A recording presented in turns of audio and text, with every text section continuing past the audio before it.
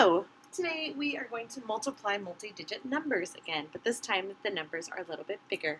So we're going to multiply 814 times 39, and I'll start by breaking up the 814. And it's important to put it on the top of the area model because it will connect better to the standard algorithm. So I will break up my 814 into expanded notation, 800s. 110, and 4 ones. And on the left side, I'll put the 39 with the ones place on top and the tens place on the bottom. And the reason I do that is so that it matches up better with the standard algorithm. You could really do it in any order and get the same results, but I want to show how it relates to our standard method. So starting with 9 times 800s, we would have 72 hundreds. 9 times 10 is 90. 9 times 4 is 36. So I've multiplied all of my 814 times 9. And if I add those up, 7,200, 90, 36, I can do that just somewhere else on my paper. I get 7,326. Now I'll do the same multiplying for this bottom set of boxes. 800 times 30, or 800s times 3 tens is 24 thousands.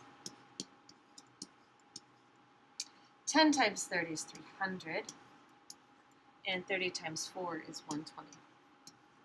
Now these I can add together in my head pretty easily. There's no carrying. So I will just have 24,420. Now I'm going to shift over and try my standard algorithm. And when you do the standard algorithm, you're multiplying the ones place in the bottom number by the ones, then the tens, then the hundreds. And then you'll move on to the next digit, which is the 3 tens, and then I'll multiply the 3 tens times the ones, then the tens, then the hundreds place. And then I'll add them together. So starting with the ones, 9 times 4 is 36. I put my 6 down in my answer area, my 6 ones, but my 3 tens I'll place up there so that I can add them into the next multiplication set. So now I'm multiplying my 9 ones times my 1 10, and that would be 9 tens, plus these 3 tens would be 12 tens. So I'll put the 2 of my 12 tens in the tens place. And then place the 100 that I've come up with above the 8. Now I'm going to multiply the 9 ones times the 800s, which is 72, plus this extra 100 is 73. And you can see that that relates directly to the same partial product that I came up with using the area model. Okay.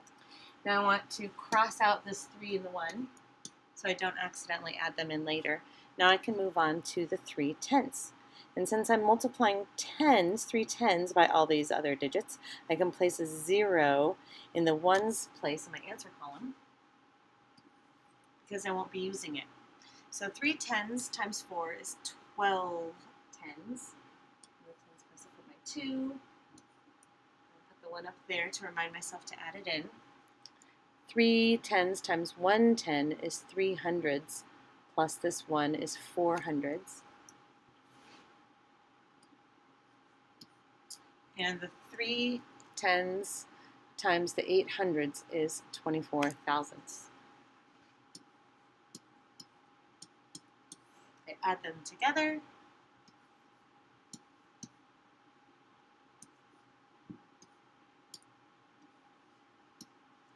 And my product, my final product, is 31,746. And you can see again that this partial product is the same as that partial product.